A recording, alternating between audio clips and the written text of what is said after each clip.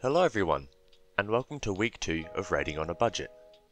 Due to popular request from last week's video, we will be looking at a Condi DPS class, being Shortbow Soulbeast. The armor we are using for this build is full Carrion with Krait runes.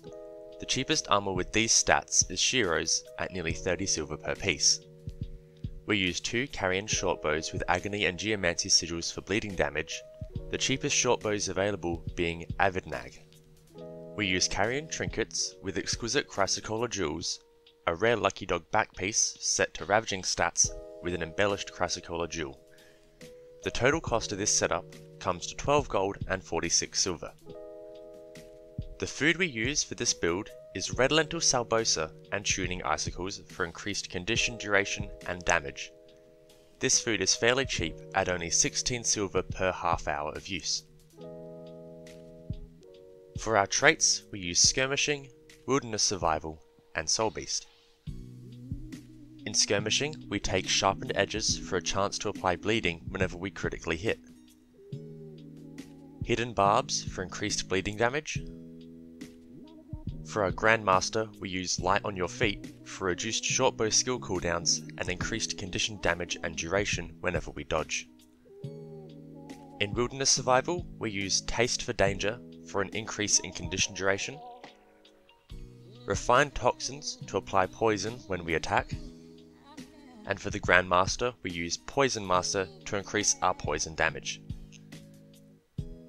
Finally, for Soulbeast, we use Live Fast to give ourselves quickness and fury when we use our beast mode skill, Predator's Cunning to steal life and heal ourselves when we apply poison to our enemy, and lastly, Leader of the Pack to increase the duration of our stances and apply stances to our allies to increase their damage. The utility skills we will be taking are Bear Stance to remove conditions from ourselves and allies, Sharpening Stones for bleeding, Vulture's Stance to give ourselves might and apply poison to our target for every hit we land. This stance is also applied to our allies, so they apply poison every hit also. Viper's Nest for poison, and for our elite skill we use One Wolf Pack. This stance grants a second hit whenever we strike an enemy, doing lots of power damage. Most importantly, this skill also applies to our allies, which is a huge damage burst for the squad.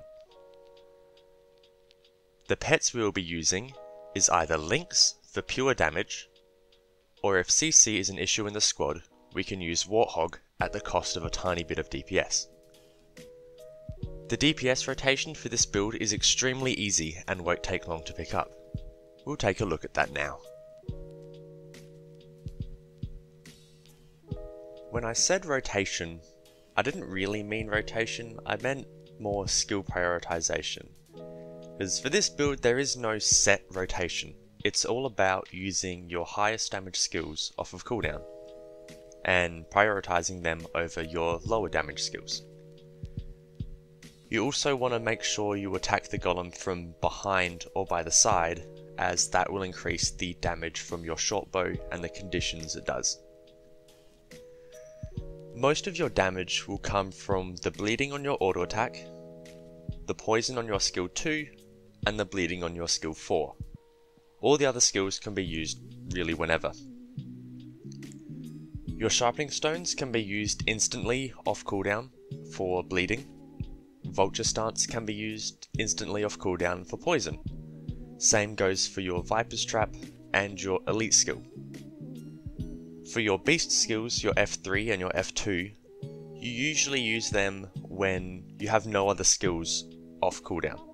So you've weapon swapped, you've used your skill 2, your skill 4, everything else is on cooldown. Go ahead and chuck in an F3 and an F2 for some additional bleeding. We weapon swap off of cooldown to trigger our Geomancy Sigil, giving ourselves free bleeding whenever we want. And apart from that, just use stuff off cooldown, and you do some damage. This build averages around 23.7k DPS while sharing stances to everyone. For a comparison, the full Vipers version in Ascended gear does around 30k DPS while stance sharing.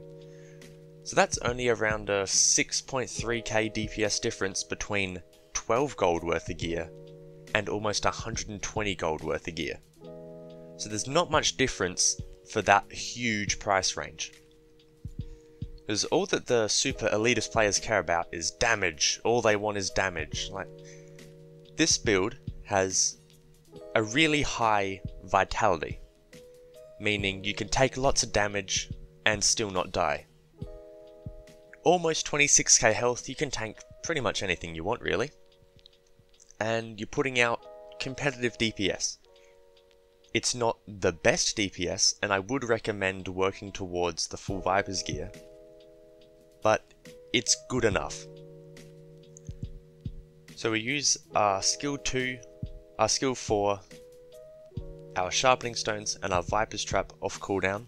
Those are our priority skills, and everything else can be used off cooldown and in between, making sure we weapon swap as well.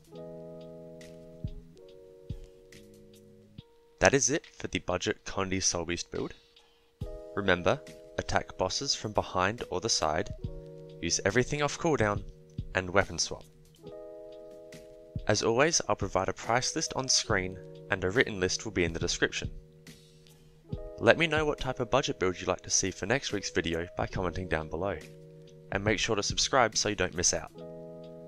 You can find last week's video and the Rating on a Budget playlist on screen now. Thank you all for watching, and I'll see you next week.